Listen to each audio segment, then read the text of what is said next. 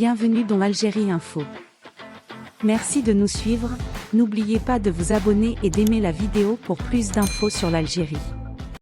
Après les produits des grandes marques mondiales, la contrefaçon en Algérie a atteint les grandes enseignes.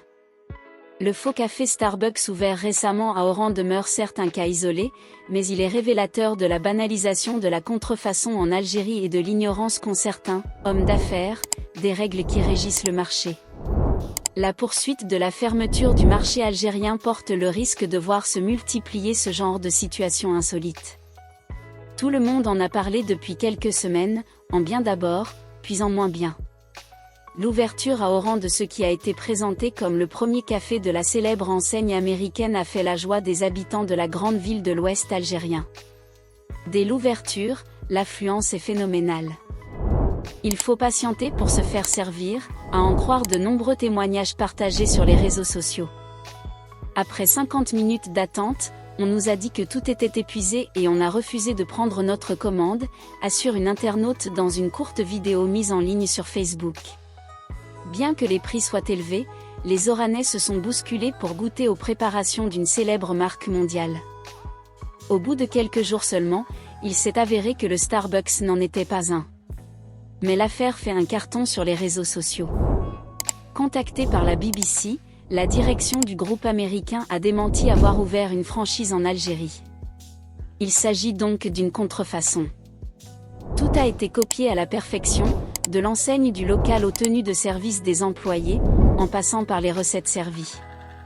On ne sait pas encore quelles suites seront données à cette affaire, la direction de Starbucks n'ayant rien annoncé pour le moment.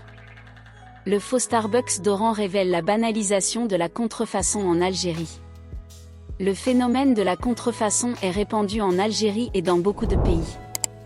Il touche généralement les produits manufacturiers, comme le prêt-à-porter, l'électroménager, la pièce de rechange automobile. La contrefaçon dans ce cas est difficile à déceler et elle se fait dans des usines clandestines à l'abri des regards. Ce qui n'est pas le cas du faux Starbucks d'Oran, ouvert dans un boulevard d'une grande ville sur la Méditerranée. À l'évidence, une telle arnaque ne peut pas, à l'ère des réseaux sociaux, ne pas finir par se savoir de la maison mère. L'ouverture d'une franchise, de surcroît d'une grande marque mondiale, est sujette à des critères stricts imposés par les détenteurs de la marque, soucieux avant tout de l'image et de la réputation de leurs produits ou services. Outre le respect du cahier des charges, le bénéficiaire doit aussi payer des royalties à la maison mère. Dans le cas du faux Starbucks ouvert à Oran, c'est la poule aux œufs d'or pour ceux qui eurent l'idée. Un monopole, une affluence record, des prix très élevés et le tout mis dans la poche. Ceux qui ont ouvert le café ignorent-ils à ce point la réglementation et les règles universelles qui régissent les franchises? Ont-ils sollicité l'accord de la maison mère? Leur calcul était-il de la mettre devant le fait accompli?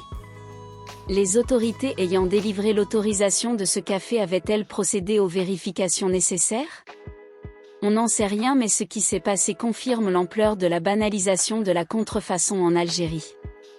L'autre exemple édifiant est celui de cette enseigne locale de vente de vêtements qui a ouvert des magasins à travers tout le pays et qui vend à 1000 dinars des articles de grandes marques mondiales dont le vrai prix en Europe est au moins 20 fois plus élevé.